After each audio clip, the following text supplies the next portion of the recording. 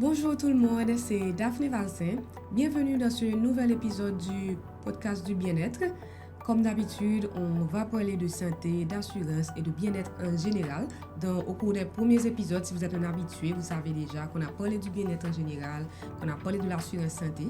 Eh bien, aujourd'hui, on va parler d'un sujet qui est essentiel et peut-être des fois un petit peu tabou chez nous. On va parler du bien-être féminin. Et pour mieux aborder ce sujet, j'ai avec moi deux invités, un seul invité parce que M. Pontanier c'est mon compagnon même. On est toujours là ensemble pour ce podcast, mais j'ai avec moi aussi le docteur Nicolas Blaise. Je vais le laisser s'introduire avant qu'on puisse rentrer dans le vif du sujet. Merci. Donc je dis bonjour à tous les téléspectateurs. Je suis le docteur Blaise Nicolas, gynécologue. Et actuellement médecin de service à Saint-Camille, à Saint-Damien, Petit Frères et Sœurs, et aussi moniteur de stage dans ces différents hôpitaux. Et aussi, je travaille en clinique privée. C'était assez bref, mais ne vous inquiétez pas, quand il va parler de sa profession, quand il va rentrer dans le cœur du sujet, il va être plus bavard. Alors, M. Pontanier, c'est toujours un plaisir d'être avec vous. Donc... Le plaisir est partagé. Encore bonjour à nos téléspectateurs et nous sommes encore ravis et surtout aujourd'hui nous allons parler du bien-être féminin. Je pense qu'il y a un sujet extrêmement important, particulièrement dans un pays comme Haïti où la majorité de la population ce sont des femmes et on peut dire même pour l'économie nationale aussi, ce sont les femmes qui soutiennent notre économie. Donc c'est extrêmement important. Donc voilà, je suis vraiment excité de partager ce panel avec le docteur Blaise. On rentre dans le sujet. Donc, quand on parle de bien-être féminin, pourquoi est-ce que d'après vous que le suivi gynécologique est aussi central? Ok. Pour mieux comprendre le sujet, c'est important de retourner sur la définition même du sujet. Donc déjà, l'OMS définit la santé comme un bien-être total physique, mental et social. Donc j'aurais aimé que les téléspectateurs puissent garder ces trois mots-là parce qu'on va expliquer un peu plus et comprendre pourquoi ce sujet aujourd'hui est d'une importance capitale. Parce que on aime dire que le changement du pays, ça commence par les enfants. Moi, je vais un peu plus loin. Je dis que ce sont les femmes. Ça commence par les femmes. Parce que ce sont eux, le premier rempart, qui travaillent avec les enfants, qui sont là. Et quand leur santé ne fonctionne pas, ça agit sur l'enfant. Et un peu plus tard, on va le voir dans la société. Très bien. Donc, c'est un sujet vraiment important pour tout gynécologue et aussi pour la population. Donc, je suis vraiment aussi honoré d'avoir cette opportunité pour en parler. Maintenant, pour répondre à ta question. Donc, en comprenant la définition de la santé féminine, en clinique externe, si j'ai bien compris la question, en clinique externe en gynécologie, la raison pour laquelle le plus souvent les patients viennent en clinique externe, c'est, il y a plusieurs, mais je vais citer les cas plus importants. Le premier, c'est les infections. Donc, c'est le b.a.-ba de tout gynécologue. Mais l'importance de l'infection, c'est que à la longue, vu que les femmes ont toujours tendance à faire des automédications, il y a deux choses qui peuvent arriver. Il y a ce qu'on appelle la résistance aux antibiotiques, ce qui va donner un peu plus tard des complications. Okay? Et ensuite, il y a ce qu'on appelle des infections chroniques, qui va m'amener à parler du deuxième point, qui est l'infertilité. Pourquoi? Ce que les femmes ne comprennent pas, c'est que les infections, à la longue, certains types d'infections peuvent entraîner à la longue une infection chronique et qui va agir sur les trompes. Les trompes sont en théorie le pont entre le sperme du partenaire et de l'ovule de la femme. Donc les trompes, donc on appelle la salpingite, quand c'est bouché, quand la trompe est bouchée, eh bien, on tombe en infertilité secondaire. Donc, et c'est la deuxième demande vraiment en clinique gynécologique où il y a des patients qui se plaignent d'infertilité, qui veulent tomber enceinte, et qui déjà ont utilisé des méthodes non conventionnelles qui parfois aggravent la situation. Toujours dans ce sujet, il y a d'autres causes d'infertilité qui sont assez courantes, ce sont les troubles hormonaux. Là, on parle du syndrome des ovaires micropolykystiques, les troubles des ovaires, et sans mentionner le myome qui est très courant en Haïti. Par du fait que, alors je veux le dire là, c'est très important parce que parfois les patients me demandent donc pourquoi ça c'est moins fait fibro. Et ce qu'elles doivent comprendre, c'est que malheureusement, chez les femmes noires, vous avez un gène qui vous prédispose à avoir les fibromes. Donc c'est une tumeur bénigne, mais l'avantage qu'on a actuellement avec les nouvelles découvertes, c'est que pour le myome par exemple, il y a une chose que je dis toujours à mes patients. Si ça ne fait pas mal, ça ne vous fait pas saigner, ça vous empêche pas d'uriner ou d'aller à la toilette, il y a 2 choses que vous pouvez faire qui vont agir vraiment, mais il faut avoir de la patience, qui vont vraiment agir sur le volume des myomes. C'est un élément qui est très important. C'est quoi? Tout d'abord, l'exercice physique. Ensuite, on a l'alimentation saine et équilibrée. Je vais prendre un peu de temps pour parler de ces 2 éléments parce que actuellement, l'alimentation saine et équilibrée et l'exercice physique est peut-être à la base des traitements de la plupart des pathologies gynécologiques. C'est-à-dire que quelqu'un qui mange, et on peut le voir aussi, vos grands-parents, pas bien causé fibrome, vraiment, ou bien troubles hormonaux. Pourquoi? Parce qu'ils avaient une alimentation plus ou moins saine et équilibrée. Mais nous maintenant, c'est Cheetos, Doritos, c'est Nuggets, Wings, tu comprends? Donc, c'est pas la même situation. Donc, et à vous, les femmes qui m'écoutez maintenant, vraiment travailler sur leur alimentation. Et la science a prouvé qu'une alimentation saine et modérée, ensuite associée à l'exercice physique, eh bien, ça va faire quoi? Ça va diminuer graduellement les fibromes, les pathologies d'endométriose, qui sont les douleurs durant les règles, et toute autre chose, toute autre maladie. Donc, là, avant de commencer, moi, c'est ma méthode. Avant de commencer avec les médicaments, quelle que soit la pathologie, alors que je dis quelle que soit, si ce n'est pas nécessaire de gérer un symptôme bien précis, je conseille à toutes mes patientes d'avoir une alimentation saine et équilibrée. Mais laisse-moi te demander, j'ai comme l'impression que, en Haïti, on n'aime pas aller chez les médecins de manière générale. Et encore pour les femmes, par exemple pour les fibromes, il y a certaines maladies qui sont vraiment très silencieuses.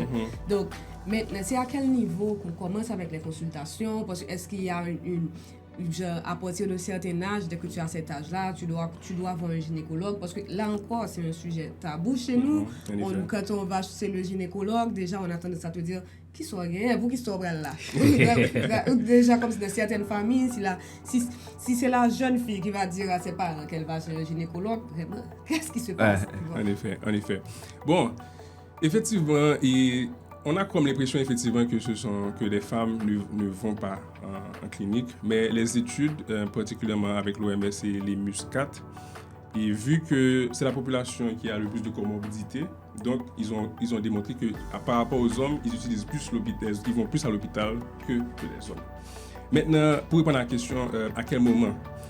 C'est toujours bien après la puberté, le plus souvent après 15 ans, de voir, à partir de 9 ans, ok? On commence avec la pédiatrie, mais le gynécologue, c'est à partir de 15 ans, 16. Ok? Pourquoi? Parce que y a pas mal de pathologies qui peuvent débuter à partir de là. Okay? Là, je parle des infections qui ne sont pas traitées ou bien qui ne sont pas bien traitées. Parce qu'il y a beaucoup de patients que je retrouve à 15 ans, okay, qui ont une mauvaise pratique d'utiliser l'amox ou bien des antibiotiques après leur menstruation. Et si ça commence dès 15 ans, après 10 ans, c'est sûr que l'utilisation de ce médicament ne pourra rien faire pour cette personne. Il y a un deuxième aspect, c'est qu'on a aussi remarqué que pourquoi 15 ans, on a aussi remarqué que avec la précarité et la situation actuelle du pays, il y a de plus en plus les rapports sexuels deviennent un peu plus précoces. Donc, et avant, dans une période on va dire peut-être il y a 10 ans de cela, ou bien 20 ans, je ne me rappelle pas de l'année, on commençait à 21 ans, les rapports sexuels en gros. Maintenant, on remarque que les rapports sexuels commencent un peu plus précocement. Donc, avoir un enfant qui a déjà commencé les rapports sexuels et qui, bien évidemment, ne va pas dire à sa maman qu'elle a commencé, l'emmener quand même, avoir un contact avec un gynécologue. Il y a le parent qui s'assoit on a des méthodes. On peut pas aller directement à la maman, après ça on regarde l'enfant pour qu'elle puisse comprendre ce qu'on est en train de dire, c'est pour elle comprendre. Tu vois, par exemple, les méthodes contraceptives.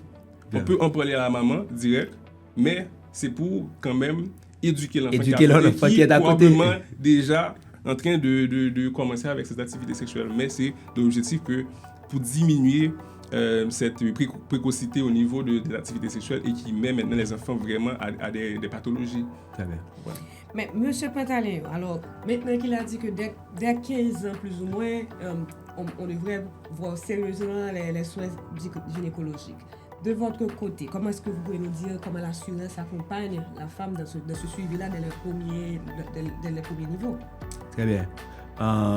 La première chose, effectivement, je pense que Dr Blaise a bien situé le sujet parce que la santé féminine est extrêmement importante, et non seulement pour les assurances, mais au niveau des systèmes de sécurité sociale. Ce sont les femmes qui donnent naissance aux fils et aux filles de la nation. Donc, généralement, les femmes font partie des groupes prioritaires au niveau des systèmes de sécurité sociale et des systèmes d'assurance globalement.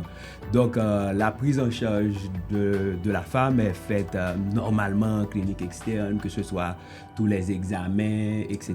De la consultation. La consultation est couverte et il n'y a pas de problème à ce niveau. Et même au niveau des examens de diagnostic, par exemple, comme ce que le docteur a mentionné, pour voir si la personne a des problèmes de troubles hormonaux ou peut-être un problème des trompes, au niveau des trompes, ces examens sont aussi couverts. Maintenant, au niveau de la maternité, particulièrement, sans rentrer tout de suite dans le sujet. La maternité, là, il parlait des maladies, moi, comme par exemple les fibromes, Exactement. Ça va jusqu'à l'opération, par exemple. Définitivement, ça peut aller jusqu'à l'opération. Dans notre pratique, effectivement, nous confirmons que la majorité des réclamations que nous recevons, ce sont des réclamations pour des cas d'infection. Donc, une bonne pratique d'hygiène vraiment personnelle, ça va être extrêmement important. Ensuite, la visite chez le médecin.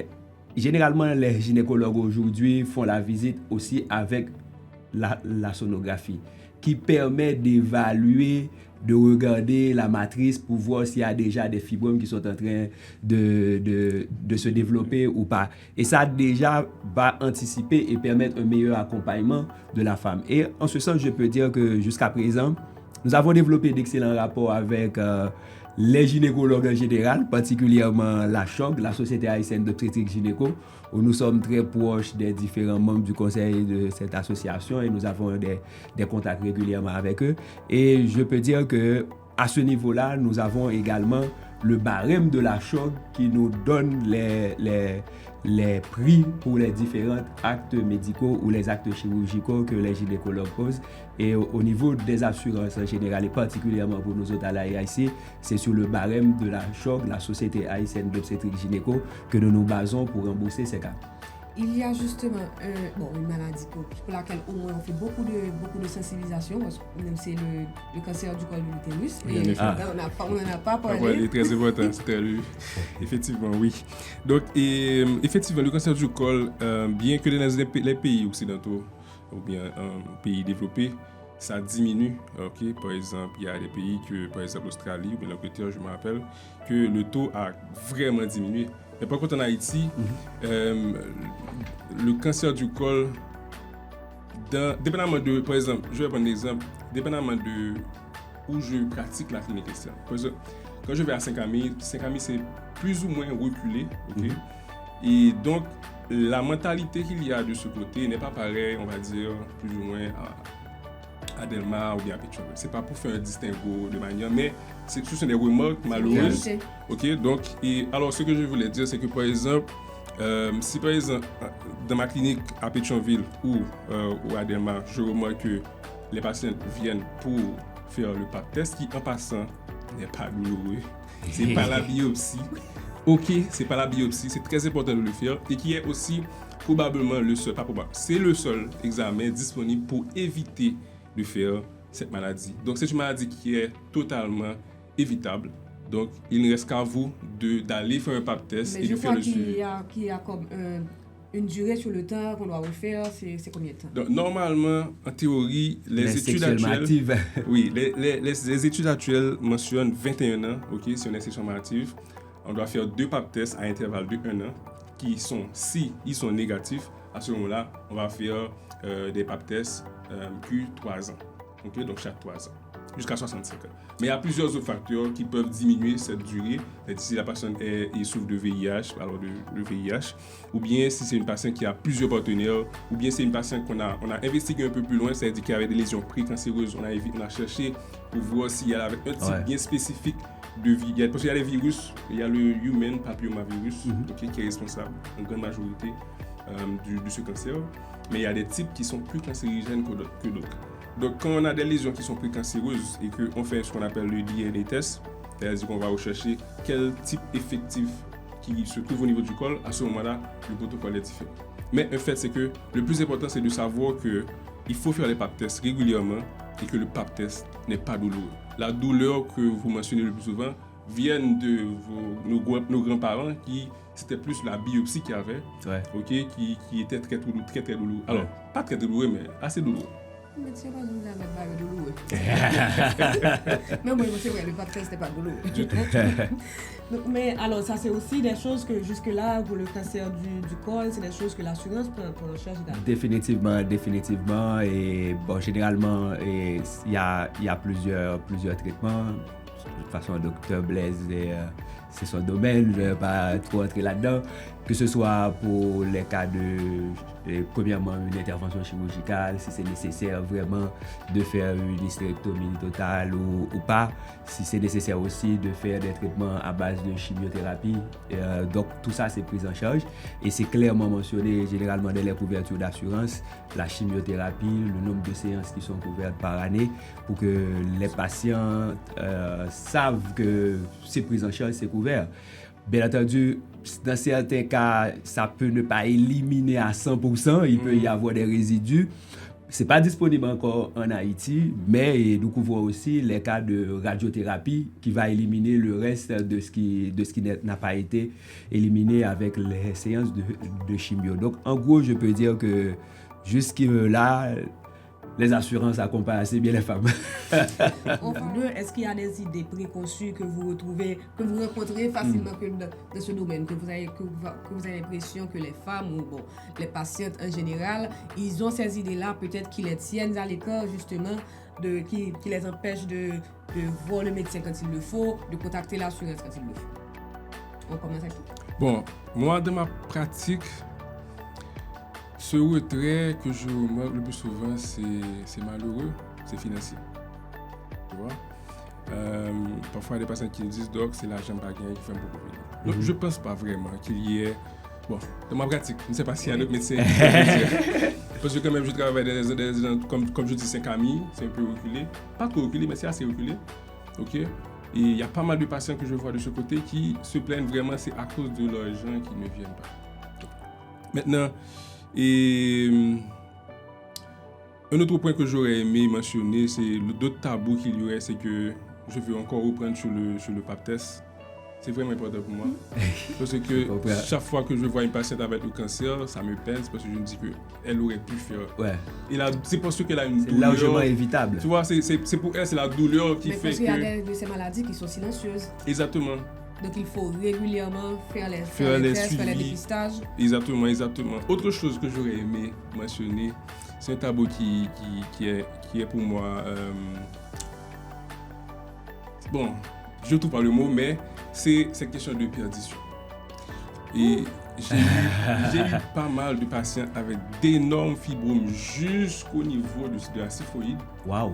OK, qui viennent régulièrement, donc j'ai un enfant qui bouge, etc. Donc, on fait la sonographie. On lui dit qu'il n'y a pas de grossesse, c'est un fibrome. Il n'a pas fort confiance encore. Tu n'es plus médecin.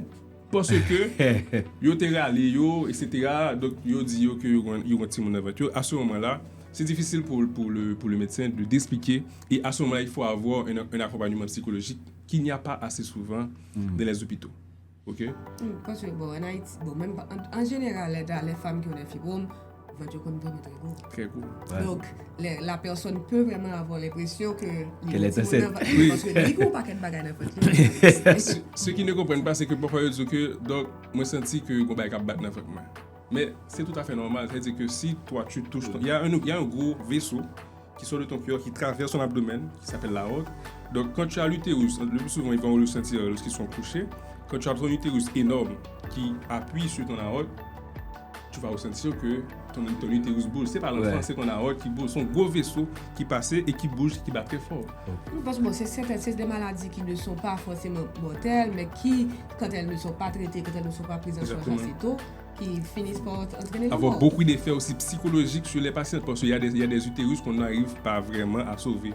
À ce moment-là, elle a passé à 35 ans. Et on est obligé de faire une hystérectomie. Une hystérectomie, donc là, à ce moment-là, bien sûr, Léa va couvrir ça, mais quand même, il y a... C'était évitable. Oui, c'était évitable. C'était évitable. Et de votre côté, il y a des idées préconçues, des tabous, vous voyez? En fait, et globalement, ce que je peux dire, et ça rejoint un peu, peut-être, on a une autre expérience parce que l'assurance et la sécurité sociale, c'est au niveau national. Donc, effectivement, il y a pour moi, il y a d'abord l'accès aux soins. L'accès aux soins, particulièrement dans les milieux ruraux. Et il y a vraiment un manque de gynécologues, c'est criant. Et je fréquente beaucoup le Grand Sud, de Grand Danse jusqu'à les Anglais. Ou parfois dans beaucoup de régions, il n'y a presque pas de gynécologue. Est-ce ou que le vous avez gynécologue l'impression passe. que c'est comme si le gynécologue n'était, dans tout docteur, n'était pas forcément le plus important de ce que les gens Au contraire. Alors, comme c'est tabou. Ah oui. Généralement, tu veux aller voir un interniste, tu vas Voilà. très rapidement. Les pédiatres.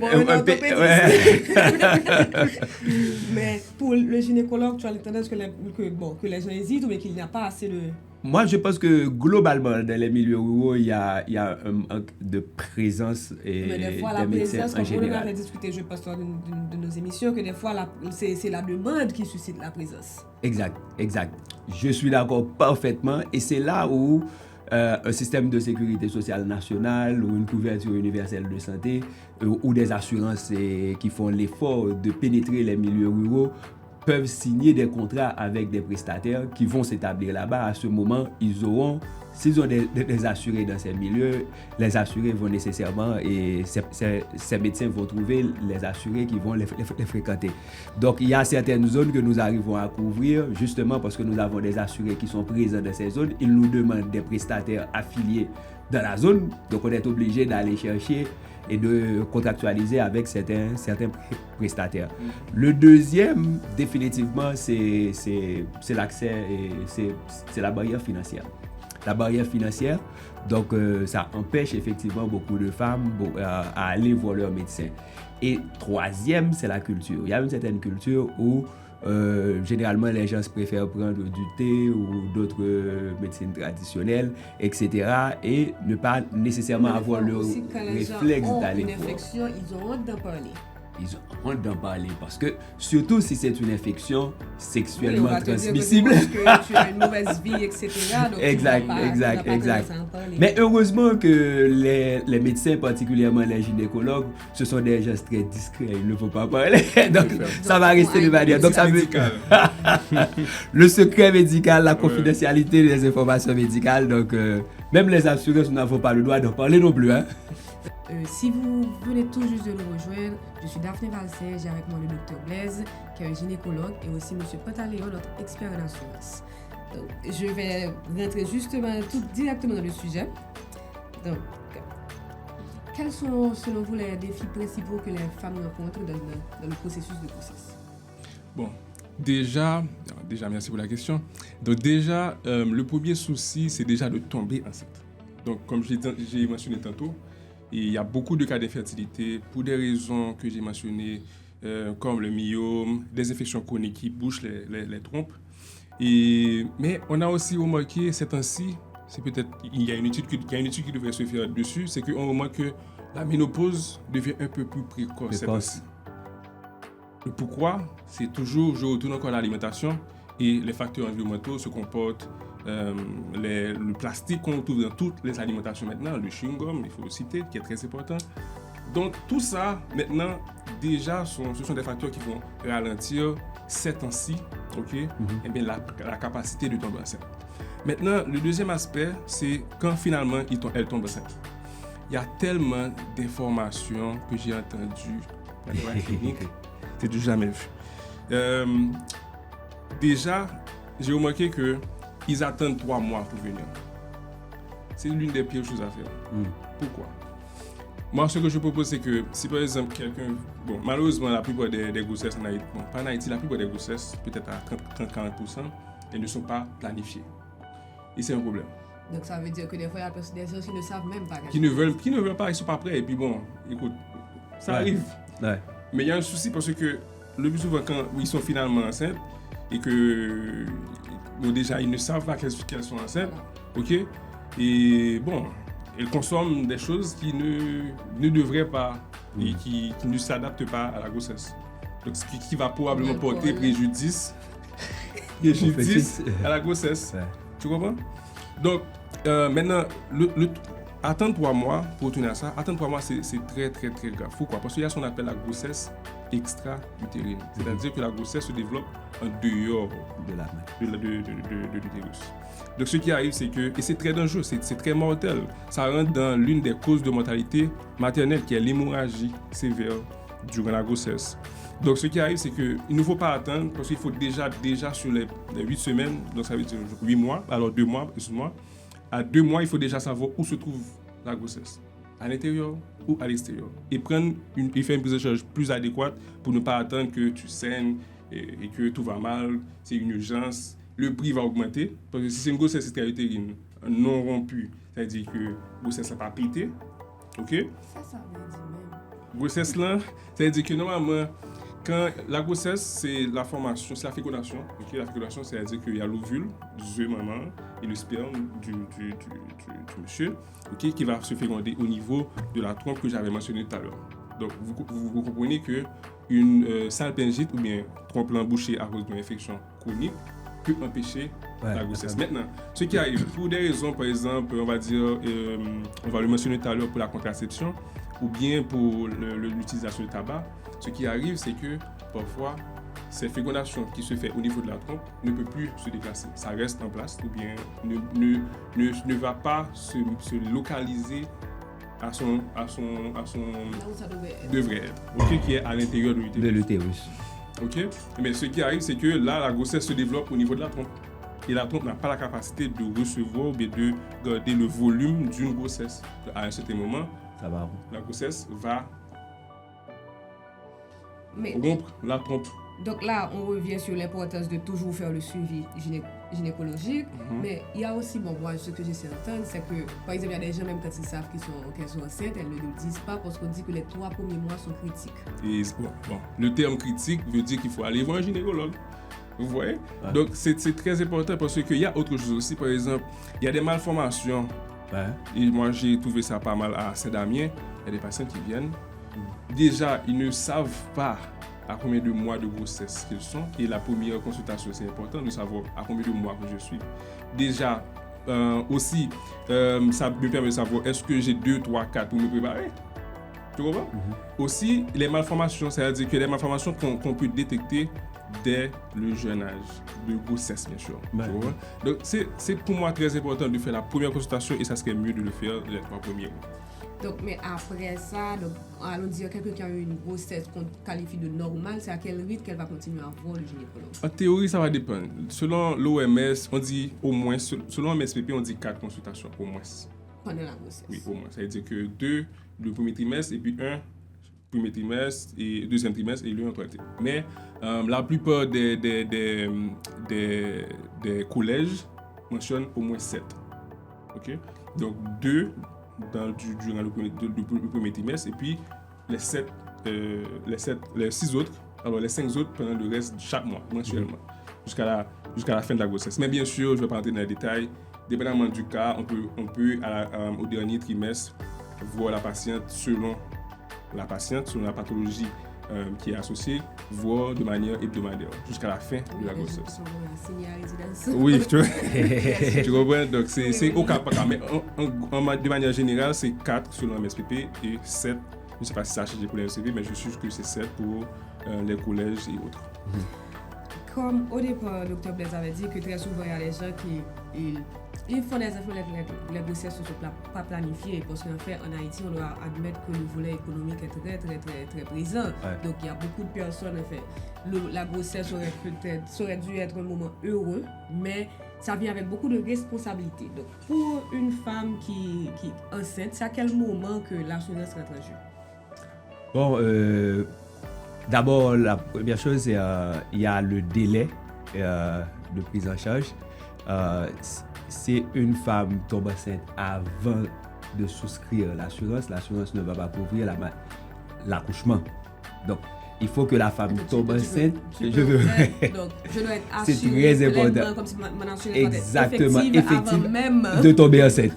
Parce que sinon, c'est pas pour assurance qu'on enceinte. Mais si j'ai un enfant prématuré, qu'on est à 7 mois, et que l'assurance m'a 29 mois, est-ce qu'on va me dire qu'on me considère? Non, on va considérer ça parce que il y a une question qu'on pose toujours, quelle est la date des dernières règles. Automatiquement, on va voir que cette date correspond à une date où vous étiez assuré. Donc c'est très important. Dans le contrat d'assurance, vous allez voir, on parle de 280 jours. Les gynécologues savent dans leur calendrier de la période de la grossesse, donc 280 jours. Donc il faut que la personne soit assurée avant de tomber enceinte. Donc c'est très important. La deuxième chose, effectivement, il faut la prise en charge, le suivi médical très rapidement. Dès le 2e mois, après 1 mois et demi, vous ne voyez pas vos règles, il faut aller voir un gynécologue. Parce que beaucoup de cas, particulièrement, il y a cette mentalité, cette culture au niveau de notre population, grossesse pas maladie. Donc ça veut dire beaucoup de femmes, surtout en milieu rural, ne vont pas voir leur gynécologue pendant la période de grossesse. Et ça, nous avons remarqué dans les études EMUS 4 jusqu'à EMUS 6, on a parlé du taux de mortalité maternelle. Justement, c'est parce qu'il n'y a pas de suivi prénatal. Et les assurances aujourd'hui...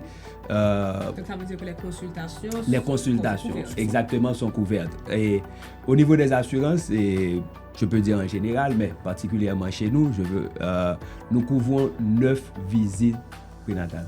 Ça veut dire une visite par mois. Ça veut dire dès le 1er mois, la prise en charge est faite.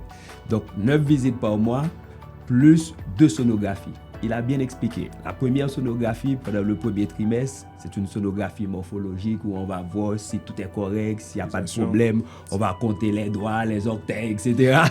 Et c'est un moment assez spécial où la femme est en contact avec son bébé. Et c'est comme s'il y a une connaissance qui est en train de se faire. Maintenant, et aussi, une deuxième sonographie juste avant de l'accouchement, c'est pour pouvoir préparer l'accouchement, pour voir s'il n'y a pas de complications. Par rapport à ça aussi, je dois dire que les enfants dépendants ne sont pas couverts par les assurances pour la maternité. J'ai bien dit. J'explique. Hein. L'assurance, la maternité, ce chapitre couvre l'employé qui est de sexe féminin, l'assuré principal qui est de sexe féminin, ou concubin, ou conjoint de l'employé qui est de sexe masculin. Mais si un employé a un enfant de 15 ans, 16 ans, 18, qui est mineur, alors cet enfant-là est couvert par l'assurance maladie, mais pas par la maternité. La maternité des enfants dépendants ne sont pas couvertes. Par contre, nous savons également qu'il y a beaucoup de cas de grossesse précoce. Et des jeunes. Justement. Les parents ne savent pas que les enfants sont actifs. Définitivement. Et c'est très grave parce que EMUS 6 a mis en valeur, il y a une enquête qui a été faite et on a vu qu'il y a une augmentation effectivement des cas de grossesse précoce. Là, c'est un double problème pour les parents. Hein? En fait, parce que l'idée qu'on est assuré contre maladie, contre accident, etc. Et puis, mais pas assuré contre maternité, accident, grossesse, criminelle. Mais en fait, l'assurance, en tout cas chez nous, nous couvrons les visites pour les enfants, pas l'accouchement. Parce qu'il faut quand même cet accompagnement. Oui, c'est déjà quelque chose parce qu'on ne peut pas laisser l'enfant. Parce que peut-être le médecin va en parler beaucoup plus. Son utérus n'est pas tout à fait développé et préparé, voilà, pour surtout, ça peut être une grossesse extrêmement difficile. Donc, le suivi prénatal, les 9 visites, nous couvrons les 9 visites pour les enfants, mais pas l'accouchement, parce que normalement, c'est pas couvert par l'assurance. J'aime faire une blague pour dire que l'assurance, pas dans Citirus. Mais, donc, c'est très important, surtout avec le problème des camps, où il y a vraiment cette promiscuité et qui augmente le nombre de cas de grossesse précoce des enfants. Donc, peut-être les enfants peuvent se sentir très mal à l'aise pour parler à leurs parents, pour les emmener chez le médecin, mais c'est important qu'elles suivent on va faire une petite parenthèse sur la contraception avant de laisser partir Dr Blaise. Mais si vous le permettez, tu as mentionné quelque chose qui m'a rappelé quelque chose de très très important avec les camps. Non seulement on a remarqué qu'effectivement il y a un développement de grossesse précoce, mais avec cette affaire de camp, il y a beaucoup d'agressions sexuelles aussi. Ah oui, oui, oui. Donc, Ouais. il faut vraiment surveiller cette affaire parce que, et c'est, par exemple, là je dis là, j'ai travaillé aussi pendant une période à Deschapelles, je ne sais pas si vous connaissez. Oui, oui, oui, oui. Deschapelles. Eh bien, avec la zone, les gangs, il y a beaucoup d'agressions sexuelles et il y a beaucoup de grossesses précoces. Des enfants de 13 ans, je parle d'enfants de 13 ans, Wow. et deux enfants de 15. Bon, la plus petite que j'ai trouvée, c'était 13 ans. Ok. Catastrophe. Donc, et pas trop loin aussi, à ses amis avec la zone. Ouais. Donc, c'est pareil. Donc, et avec ce déplacement-là, non seulement il y a vraiment cette affaire d'agression sexuelle, mais la grossesse est aussi précoce, très précoce. Il faut vraiment surveiller et vraiment avoir, bon, je ne sais pas qui va avoir ce que je dis là, mais vraiment aller vers elles et vraiment les aider parce que la situation est grave avec elles. Et si on pourrait les aider pour éviter ce genre de problème qui s'aggrave actuellement, ça serait très bien pour la population. Très bien. Pour revenir à l'accouchement, alors on a conclu que l'accouchement des dépendants n'est pas couvert, mais pour l'accouchement de l'adulte qui est assuré, Ouais. qu'est-ce que ça implique? En fait, très important au niveau de l'assurance. L'assurance ne traite pas la maternité comme une maladie. Donc ça, c'est la première chose. Beaucoup de gens savent, disent « Oh, je suis assuré ». Comme quoi, l'assurance va payer l'hôpital séparément, va payer le médecin séparément. Non, c'est un montant forfaitaire, un montant global qui couvre le médecin et l'hôpital. S'il y a section césarienne, ça couvre le médecin, en fait, l'obstétricien, l'anesthésiste et l'hôpital. Donc, quand par exemple vous avez dans votre contrat d'assurance, dans le tableau des bénéfices, vous voyez qu'on vous dit couche normale 50 000 gouttes, ça veut dire les 50 000 gouttes vont être réparties entre le médecin et l'hôpital. On vous dit la section césarienne c'est 100 000 gouttes ou c'est 150 000 gouttes, les 150 000 gouttes c'est pour l'hôpital, l'anesthésiste et l'obstétricien. Donc, il n'y a pas une couverture à un certain pourcentage comme ça se fait pour les Pour les maladies, non. C'est un montant forfaitaire qui va être réparti au moment de l'accouchement. Ensuite, très important aussi, il y a les cas de complications de la grossesse. Les cas de complications de grossesse, généralement, ne sont pas couverts par les assurances. Ça rentre dans le montant forfaitaire aussi. Donc, très important. Par exemple, beaucoup de femmes qui peuvent avoir des syndromes, peut-être des douleurs ou bien peut-être Hyperémesis gravidarum. Gravidarum, exactement. Ça veut dire c'est comme une déshydratation. C'est comme une situation où avec la production excessive d'hormones, tu présentes le vomissement, tu es déshydraté, etc. Voilà. Donc, ouais, Et souvent, des femmes peuvent être hospitalisées pour être réhydratées, etc. Ouais. Par contre, les risques d'éclampsie, nous couvrons ça séparément parce que là, la vie de la patiente et aussi de l'enfant est en jeu. La vie est en jeu, donc nous couvrons les cas de pré-éclampsie, oui. Mais pour les autres complications de grossesse, ça rentre dans le montant forfaitaire. Il y a aussi le vaccin Rogam. Vous faites maintenant? On couvre le vaccin Rogam. Wow. Peut-être, allons expliquer ça pour le public, Okay. Dr. Blaise. Donc, effectivement, c'est vraiment une bonne nouvelle parce que j'ai pas mal de patients comme ça. Donc, en fait, ce qui arrive, c'est que là, on va parler un peu de groupe sanguin. Ouais. Okay? Donc, le groupe sanguin, il y a un système ABO, mais il y a plusieurs autres systèmes. ABO, ça veut dire que je suis A, tu es B, il y a AB, il y a O, A, O moins. Maintenant, ça c'est le système ABO. Maintenant, il y a un autre système, Rhesus, okay, qui indique si tu es négatif ou pas. Pour ne pas entrer dans les détails. Maintenant, ce qui arrive, c'est que, par exemple, là, on va parler d'un sujet qui s'appelle l'allo-immunisation. C'est quoi? C'est-à-dire qu'on va dire que tu as enfanté dans une première grossesse, okay, d'un enfant positif et que ton groupe sanguin serait négatif. Et c'est là l'importance de la clinique, de la première consultation, parce que c'est à partir d'une certaine période que tu peux faire la prévention de l'allo-immunisation. Donc je vais reprendre.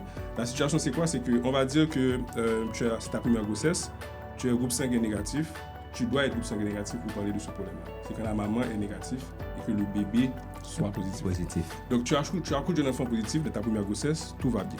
Cependant, Et c'est pendant l'accouchement, soit l'avortement aussi, hein, il faut aussi le mentionner, c'est pendant l'accouchement ou l'avortement qu'il va avoir un contact du sang bébé et de ton sang. Exact. Maintenant, ce que ça va faire chez toi, vu que le sang positif du bébé va représenter pour toi un corps, ça va être comme un corps étranger chez toi. Donc, ton système qui est bien monté, ok, va considérer ce corps étranger qui est le groupe sanguin positif, ok, comme un corps étranger, ça va développer des défenses chez toi, une défense immunitaire. Là, jusqu'à présent, il n'y a aucun problème. Le problème, c'est pour la deuxième grossesse. Ce qui arrive, c'est que la deuxième grossesse, et ça peut être une cause aussi d'infertilité ou d'avortement récurrent, c'est-à-dire que l'on a perdu du sang. C'est l'une des causes. Parce que ce qui arrive, c'est que si par exemple ton prochain bébé, la prochaine grossesse, tu as un enfant, tu as un bébé qui est encore positif, eh bien cette défense-là va détruire le sang du bébé à l'intérieur de toi, ce qui va entraîner des avortements récurrents ou bien des morts fœtales intra-utérines récurrentes. D'où l'importance de faire la clinique, de commencer assez tôt avec la clinique de maternelle. Parce que c'est à partir d'une certaine période qu'on peut faire la prévention. D'où le RhoGAM. Le RhoGAM, c'est un vaccin qu'on donne. En fait, il y a plusieurs protocoles. Il y a un protocole qu'on donne. Vu le prix, malheureusement, on le fait 3 jours après, au plus tard 3 jours après, on va dire 72 heures, c'est mieux comme ça veut dire. 72 heures au plus tard après l'accouchement.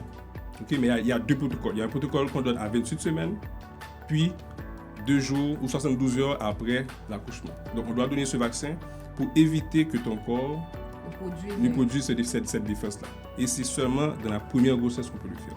Si ton corps a déjà développé la défense, le RhoGAM n'a plus d'importance.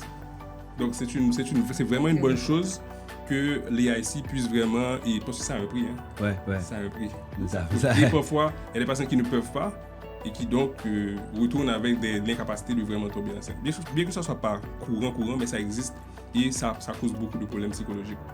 Mais il y a aussi une situation qui se présente de plus en plus souvent en Haïti, c'est qu'il y a des femmes enceintes qui vont accoucher à l'extérieur, avec l'état de notre système de nos hôpitaux et à certaines complications que la personne a, qu'elle pense que c'est mieux pour elle de ne pas risquer d'accoucher en Haïti.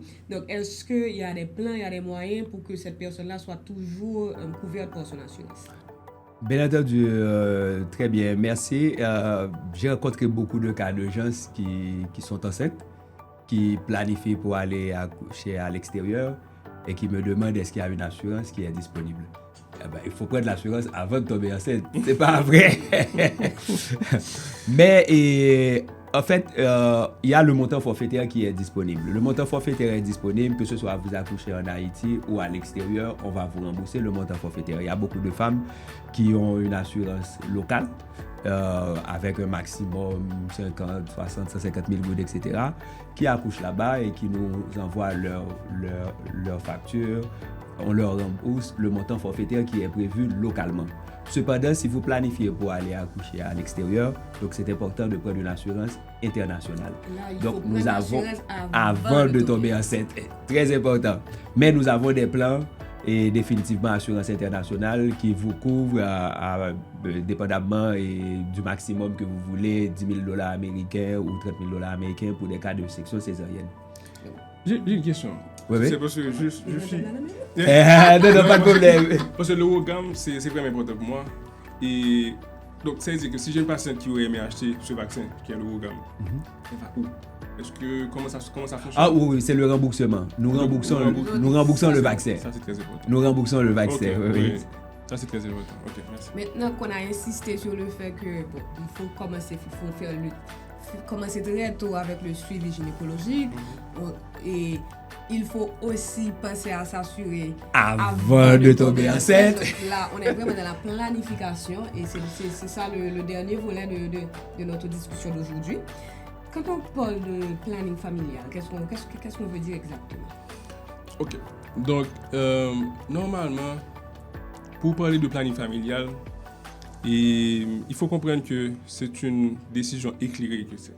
Ouais. C'est-à-dire que c'est une patiente qui consciemment se dit, bon, la situation ne me le permet pas, Ok? Donc, je dois arrêter. Il y a d'autres raisons, mais je veux vraiment rester sur cette partie-là. Maintenant, là, pour le planning familial ou contraception, etc., il y a plusieurs méthodes qui existent. Ok? Donc, il y a les méthodes modernes, c'est-à-dire la stérilisation féminine, je parle de ligature des trompes. La stérilisation masculine, ok? Parce qu'on oublie assez souvent que les garçons... Parce que les hommes ne veulent pas en entendre parler. Vasectomie, hein? Les hommes ne veulent pas en entendre parler. Exactement. Et puis, il y a aussi, bon, on va parler de condoms féminins, masculins, on parle d'implants, d'injections, on parle de stérilet, ok? Qui est de plus en plus reconnu ces temps-ci. Et pour citer que cela, ce sont les méthodes modernes. Ouais. Maintenant, il y a des méthodes traditionnelles, ok? Qui, là, on parle de méthode calendrier, c'est-à-dire qu'on évite d'avoir des rapports sexuels pendant la période. Oui, c'est les méthodes calendrier, donc on évite d'avoir des rapports sexuels pendant et la période difficile, la période à risque, qui est de 7 jours en général. Souvent, ça te finit très mal. Et généralement, c'est quelle période? Est-ce que c'est possible de situer la période 12e jusqu'à 16e? En fait, ce qu'il faut retenir, parce qu'à part elles retiennent toujours 14 jours. Mais ça va dépendre. Ce qu'il faut retenir, c'est que l'ovulation se fait 14 jours avant les règles. Vu que de manière académique, on va dire, et que la durée du cycle, c'est-à-dire entre deux règles de menstruation, c'est de 28 jours, donc 14, ça fait 14e jour. Maintenant, il y a des personnes, il faut savoir aussi que le cycle peut durer de manière normale entre 21 et 35 jours. Pourquoi cette différence? Bon, c'est parce qu'il y a des effets secondaires, il y a des effets environnementaux, le stress, une petite grippe peut modifier, le cycle.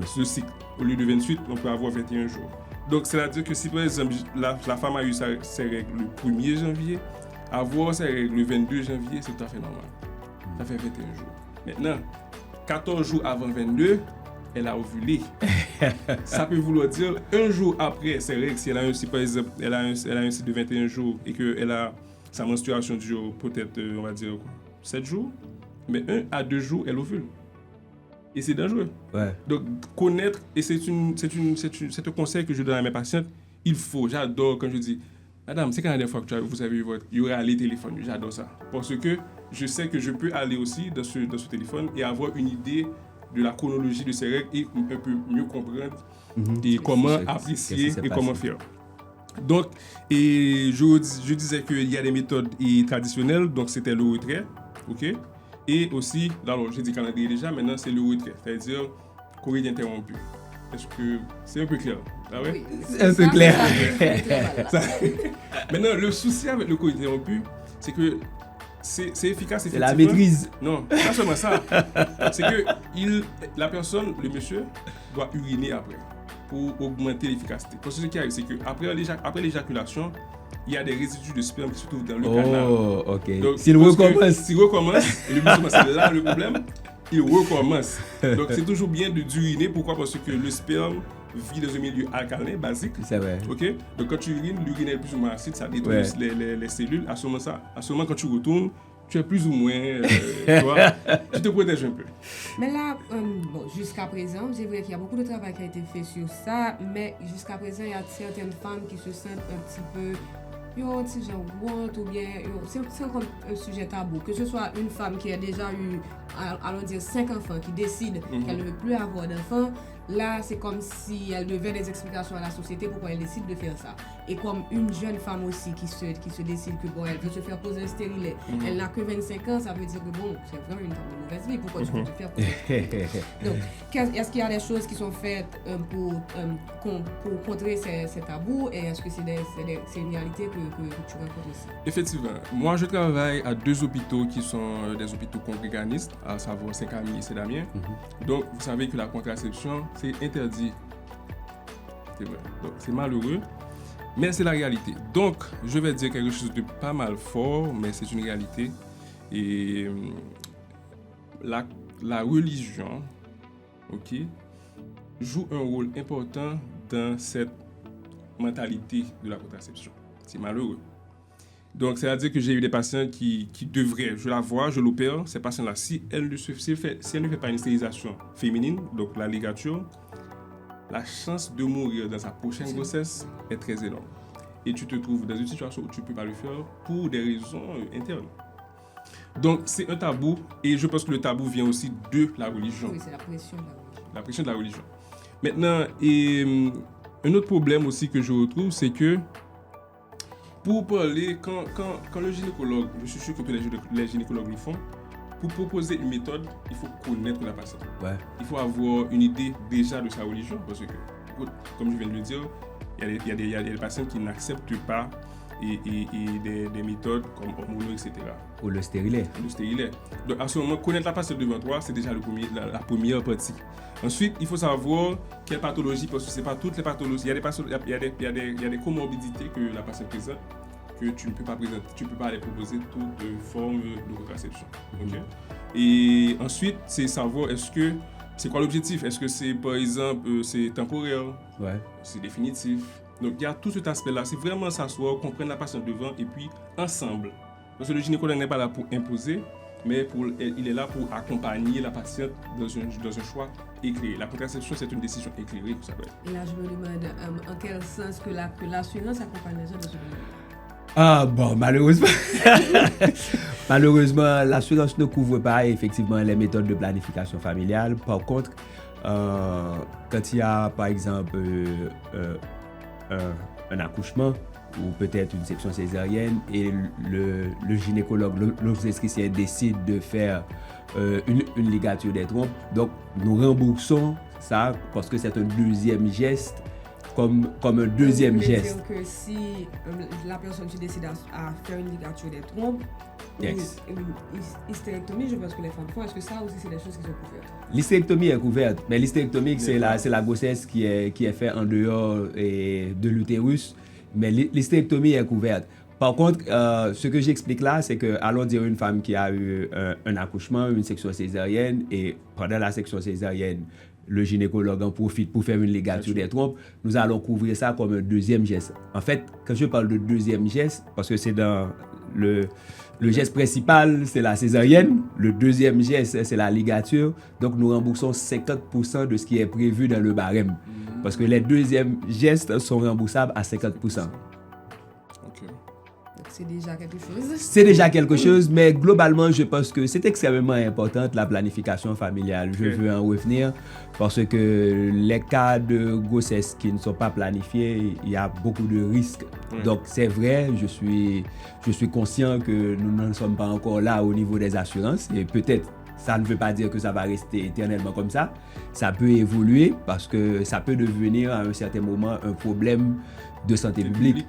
Et quand ça devient un problème de santé publique, bien entendu, les assurances privées ne vont pas faire le premier pas, mais vous allez voir, la sécurité sociale va faire le premier pas et les assurances privées vont devoir enchaîner. Donc pour le moment, on va se dire que peut-être on commence avec le planning familial pour mieux se préparer et exact. Se dire que bon, j'utilise cette méthode-là pendant X temps, le temps que je puisse vraiment m'arranger pour avoir une assurance qui va couvrir ma grossesse.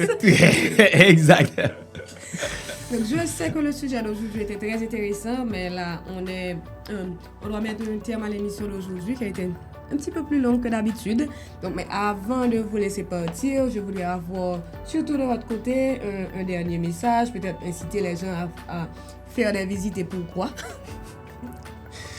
Donc, merci. Je veux aussi remercier le panel parce que ça a été vraiment une bonne expérience de partager le panel avec vous et pouvoir parler et éduquer probablement, j'espère, et la population qui nous suit. Donc, et s'il y a une chose que je veux retenir, c'est que la plupart des maladies, la plupart des comorbidités ou des causes de maternité qui existent, c'est-à-dire les raisons pour lesquelles les femmes meurent le plus souvent sont évitables. Donc, s'il vous plaît, et comme j'aime dire à mes patientes, c'est vous-même qui êtes sous table là. Donc, c'est à toi de choisir. Ensuite, laisser savoir que c'est ce que tu prends comme décision. Donc, et vraiment être imbu de leur santé. Donc, venez voir les gynécologues, ne soyez pas timides, et on ne mord pas, Donc, venez nous voir, on est là pour vous guider, pas pour s'imposer, Donc, on est là pour vous guider, donc on vous attend. Et prenez l'assurance aussi, ça va vous aider. Oui, parce qu'il faut commencer les suivis très tôt et puisque très souvent, c'est le volet économique qui les limite, donc c'est mieux de savoir que il y a un autre rapport. Définitivement. C'est important et les femmes sont importantes pour la société. Vous êtes un groupe prioritaire. C'est vous qui définitivement donnez naissance aux enfants. Mais aussi, il faut prendre soin de vous pour que le pays se porte mieux. Assurez-vous et allez voir votre gynécologue. Merci de nous avoir suivis et M. Pantaleon et moi, on va vous revenir la semaine prochaine pour une nouvelle émission.